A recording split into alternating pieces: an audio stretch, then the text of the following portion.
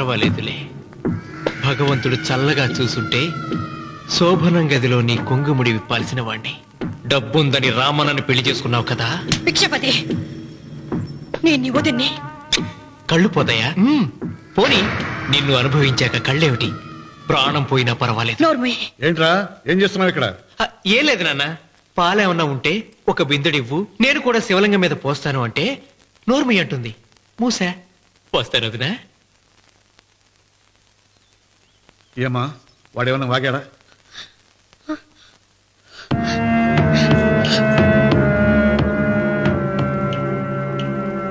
భిక్షపతి, అవును, అసహ్యంగా చండాలంగా వాగాను. చంపుతావా? చంపు. మీ తాత ముత్తాతలు జంతువులు చంపితే నువ్వు నన్ను చంపు. చంపి నా తల కూడా గుమ్మానికి వేలాడగట్టు. ఇదిగో, పుట్టినప్పటి నుంచి సీత నా భార్య అనుకున్నాను, ఆరాధించాను. నేను తాగుబోతుని, తిరుగుబోతుని, లపుట్టు వేదవునని చెప్పి ఆ సీతకు రామన్న చౌదరి గారికి దగ్గరుండి పెళ్లి జరిపించావు కదా. వాళ్ళ కాపురం కూల్చే వరకు నాకు మనశ్శాంతి ఉండదు. సీతని కట్టబెడితే పీటల మీద విషం దాకా చచ్చిపోతుందని బంగారు లాంటి రామునికిచ్చి పెళ్లి చేయించాను రా. వెంటనే నీ పద్ధతి మార్చుకోకపోతే నువ్వు తినే అన్నంలో విషం గరిపి తప్పేస్తాను రా వెధవా. వద్దు నాన్న, వద్దు. ఈ చెప్పు దెబ్బ ఎప్పుడో కొట్టుంటే బాగుపడుండేవాడిని. నాన్న, నీ మీదొట్టు, ఇంకెప్పుడు తప్పు చెయ్యను నాన్న, తప్పు చెయ్యను.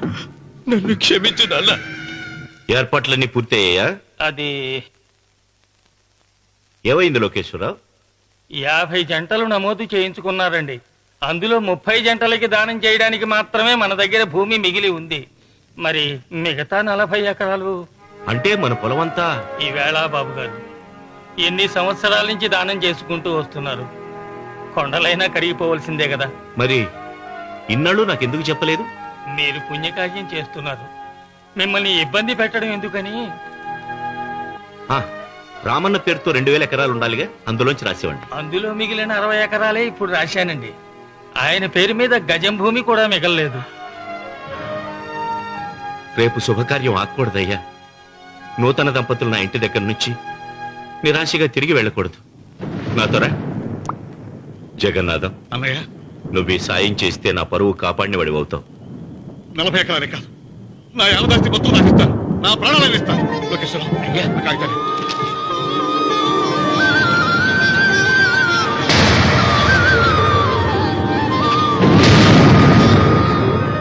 మీ కుటుంబం 10 కాళ్ళ పాటు చల్లగా ఉండాలయ్యా.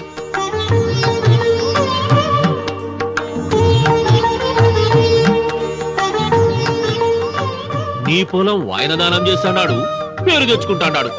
ఇంకా నీకే మిగులుతాది, డబ్బు లేచిపోతావు. తొందర పడకు, చూస్తావుగా. ఒరే రావుడు, ఈ భోజనాల కార్యక్రమం చూస్తుంటే నాకు తిరుపతి దేవస్థానం గుర్తుకొస్తోందిరా. నువ్వైనా చెప్పచ్చు కదా మీ నాన్నకి, ఈ దానాలకు అంతే లేదా? ఎదుటివాడికి ఇంత పెట్టడంలో ఆయన ఆత్మసంతృప్తి పొందుతున్నారు. ఆ పుణ్యమే ఆయన నిండు నూరేడు బతికిస్తుంది. నువ్వు అన్నం వచ్చి ఇదంతా నీ పుణ్యమేరా. అంత మాటలు కదయ్య. హర హర మహదేవ్ శంభో శంకర. ఓం నమః.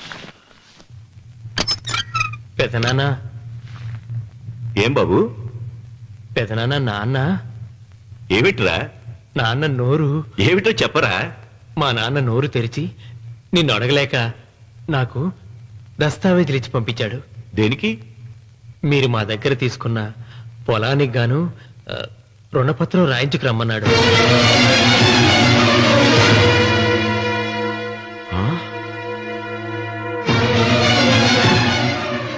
నా తమ్ముడు రుణపత్రం అడిగాడు. అయ్యో, సంతకం.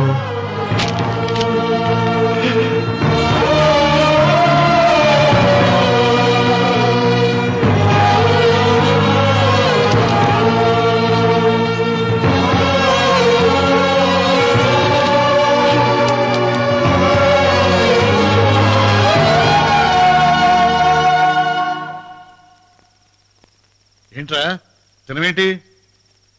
ఓహో, అన్నంలో విషం కలిపి చంపుతున్నానని భయపడి చస్తున్నావా?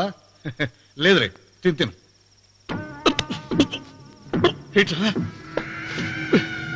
నాకేమైంది? నువ్వు అన్నంలో విషం కలిపి నన్ను చంపుతానన్నావు కదా, ఆ పాపం నీకెందుకు అంటగట్టాలి అని నేనే నా అన్నంలో విషం కలుపుకున్నాను నాన్న. పొరపాటుగా పళ్ళాలు మారాయి. నాన్న ఎలాగో చచ్చిపోతున్నావు కదా, నీకు రహస్యం చెప్పనా? ఇంతకు ముందే మీ అన్నయ్య చేత దొంగ దస్తావేజీల మీద సంతకం పెట్టించుకున్నా. వాళ్ళని వీధిలోకి తీసుకొస్తా.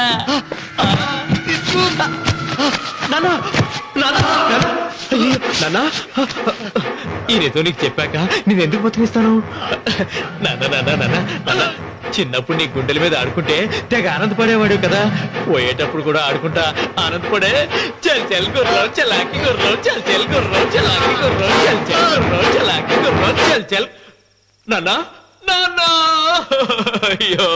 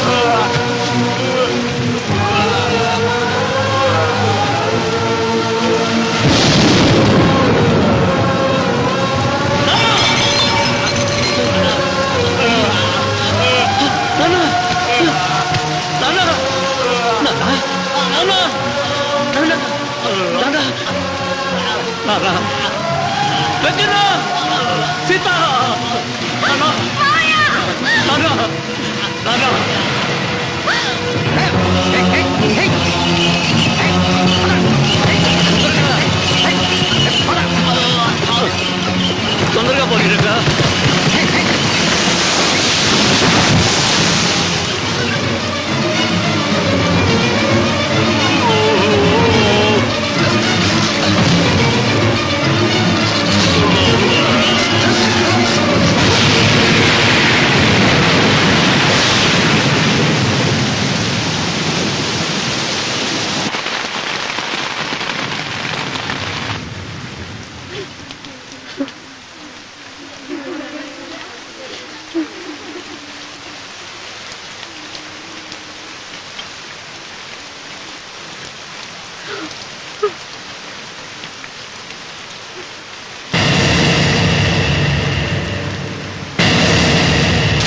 అందరికీ నమస్కారం.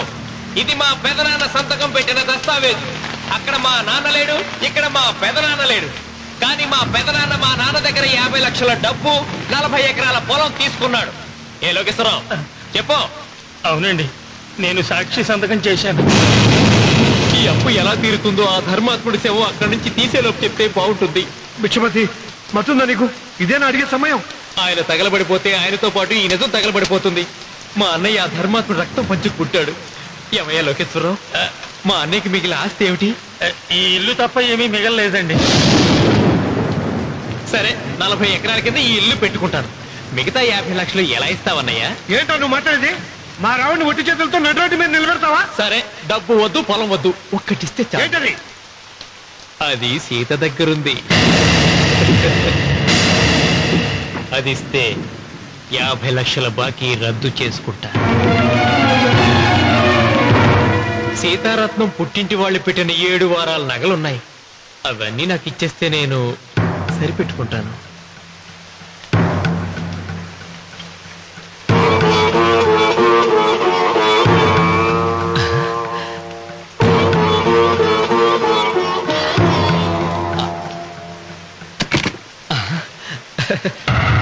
అదేమిటి, నీ మెళ్ళ ఉన్న మంగళసూత్రం బంగారం కదా, అది కూడా తీసిపెట్టు. అన్నయ్య తీసేమని చెప్పు. నువ్వు కట్టాల్సిన తాడు మా రావుడు కట్టాలని ఖచ్చితంగా కదా ఈ పని చేస్తున్నావు. తప్పు మాట్లాడుతున్నావు శాస్త్రి. నాకు ఆ తాళి అక్కర్లేదు, ఆ 50 లక్షలు కట్టమను. మీకందరికీ చేతులెత్తి మొక్కుతున్నారు. ఒక ఐదు ఇల్లాలు 5వ తరాన్ని కాపాడండి. మీకోసం తన సర్వస్వాన్ని మీకు దానం చేసి కొడుకును ఒట్టి చేతులతో నిలబెట్టాడు మా శివరామకృష్ణ గారు. మీరందరూ ఇంటి మూలంగా లాభం పొందిన వారే. ఆ ఇల్లాను మంగళసూత్రం తీయకుండా కాపాడండి. దయచేసి మీరు కొంచెం సహాయం చేయండి. భక్తులు నీకేమైనా సిగ్గుండదా? కడుపుకు అన్నం తింటాడావా, గడ్డి తింటాడావా? దానం ఇచ్చినట్టుది తిరిగి పీక్కుంటావా? నీ అమ్మాల కలుగాల పెట్ట ఊరికేనే ఇచ్చాడా? పుణ్యం కోసం ఇచ్చాడు. సత్యాక తిరిగి ఇవ్వమంటే ఎలాగండి? ఎవడు దానం చేయమన్నాడండి? ఒళ్ళు కొవ్వెక్కి దానం చేశాడు. అన్నం పెట్టి తిన్నది కక్కమంటే ఎలాగండి? సోము తమ్ముడిది సోకేవా అన్నగారు అనుభవించారన్నమాట. ఏమైనా నిలబడి చూస్తాడారు సిగ్గు లేకుండా. ఈయనే ఉంటే మన గుండె అని విక్కుంటారు, మనం వచ్చే పట్టుకొని అడుగు తినాలి. ఏం చూస్తాడే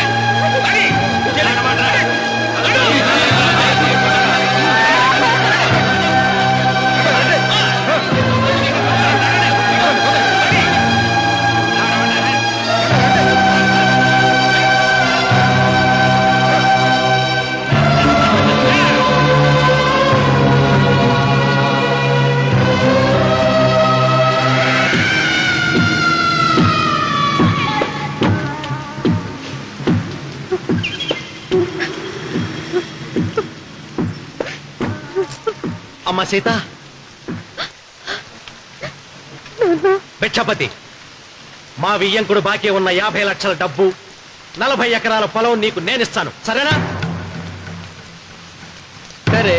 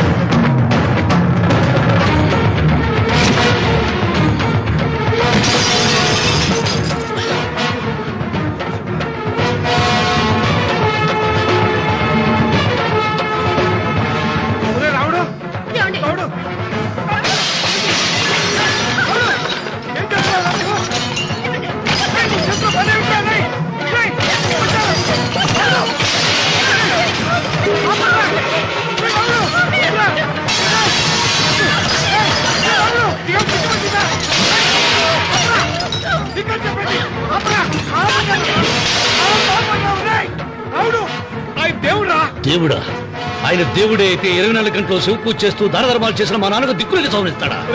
దేవుడి పట్ల అపచారం చేయటం మహాపాపం. దేవుడిని ఎన్నాడు మనం చేసుకునే ఆత్మద్రోహం. అసలు దేవుడే లేడు.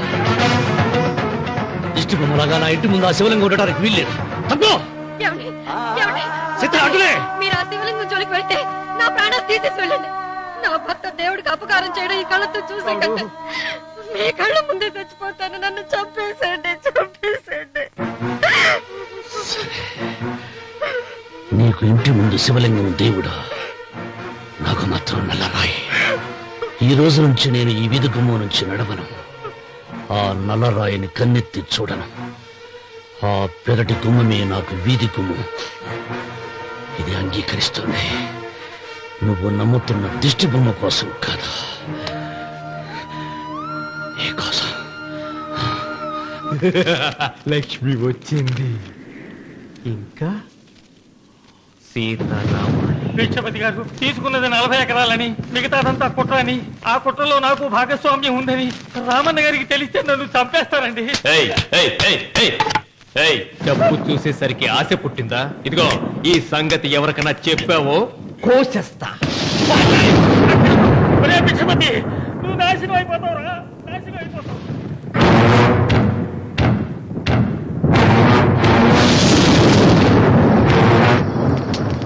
రాత్రిపూట ఎక్కడికి వెళ్తావు నాయన? నీకు తెలియదమ్మా, తెల్లారేలోగా ఊరు వెళ్ళి పారిపోకపోతే ఆ భిక్షపతి మనల్ని చంపేస్తాడమ్మా. తొందరగా పద, తొందరగా పద. ఊరుదిలి పారిపోతున్నావా లోకేశ్వరరావు? అది నాకంతా తెలుసు. అయ్యా అయ్యా అయ్యా, మీకు ద్రోహం చేశాను, నన్ను క్షమించండి అయ్యా. నేను క్షమిస్తా, మరి భిక్షపతి వదలొద్దు. నీకు ఉపాయం చెబుతా. అన్వర్, నీ ప్రాణాలకు భిక్షపతి మూలంగా ప్రమాదం ఉందని నీ చేతులతో నువ్వే రాసు. నేను కాపాడతాను. దాన్ని జాగ్రత్తగా మడిచి నీ జేబులో పెట్టుకో. అర్థం కాలేదా? నీ ప్రాణాలను ఆ చేతుల్లో పెట్టావుగా. మీ అమ్మను జాగ్రత్తగా ఇంటికి తీసుకుని వెళ్ళు. వెళ్ళు. వస్తాం బాబు. పదమ్మా, పద.